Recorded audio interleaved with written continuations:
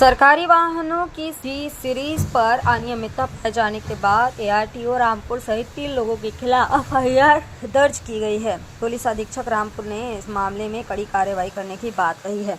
उन्होंने स्पष्ट कहा कि सरकारी वाहनों में गड़बड़ी बर्दाश्त नहीं की जाएगी और किसी भी स्तर पर लापरवाही पाए जाने पर सख्त कानूनी कार्रवाई की जाएगी। एसपी रामपुर ने बाइट में बताया कि प्राथमिक जाँच में यह सामने आया कि सरकारी वाहनों की जी सीरीज का दुरुपयोग कर नियमों का उल्लंघन किया गया। इसके बाद विभागीय रिपोर्ट और तथ्यों के आधार पर एआरटीओ रामपुर समेत 3 लोगों के खिलाफ प्राथमिकी दर्ज कर दी। एसपी ने कहा कि जांच पूरी पारदर्शिता के साथ कराई जा रही है और दोषियों को किसी भी कीमत पर बख्शा नहीं जाएगा।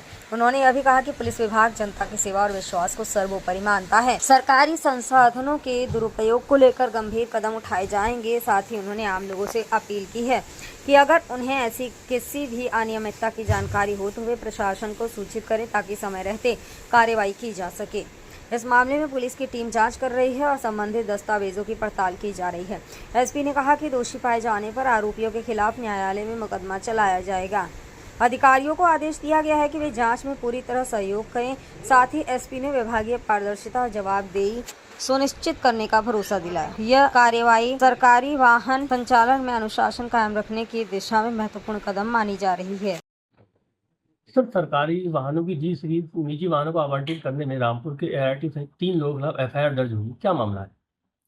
देखिए, इस संबंध में परिवहन आयुक्त महोदय के निर्देशानुसार आरटीओ मुरादाबाद द्वारा जो पहले जांच हो चुकी थी उसी जांच के क्रम में एक आवेदन पत्र दिया गया, जिसके क्रम में थाना सिविल लाइंस पर सुसंगत धाराओं में अभियोग पंजीकृत किया गया है। विवेचना प्रचलित है। कितने लोगों के खिलाफ हुआ था? इसमें 3 लोगों के विरुद्ध अभियोग पंजीकृत किया गया। इसमें आरटीओ हैं, उनके 2 सहयोगी। इस सरकारी विभागों के जो नंबर्स गाड़ियों के अलॉट होते हैं वो नंबर्स प्राइवेट व्यक्तियों को अलॉट किए गए हैं, जिसके क्रम में विभाग द्वारा जांच कराई गई थी और जांच के क्रम में यह कार्रवाई हुई है।